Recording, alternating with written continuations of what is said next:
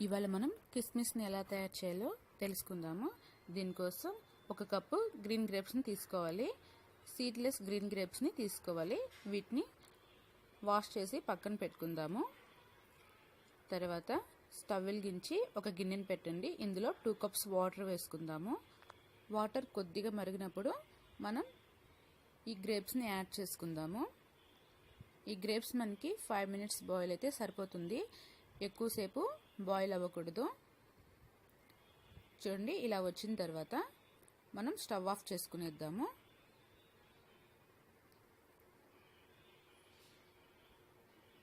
ఇప్పుడు వడకట్టుకుందాము వీటిల్ని. ఇవి మనకి ఎండలో ఒక 3 నుంచి 4 రోజులు ఎండలో పెట్టుకోవాలండి. అప్పుడు మనకి కిస్మిస్ రెడీ అవుతాయి. చూడండి, ఒక 3 డేస్ తర్వాత మనకి రెడీ అయిపోయాయి. Thanks for watching. Please subscribe to my channel.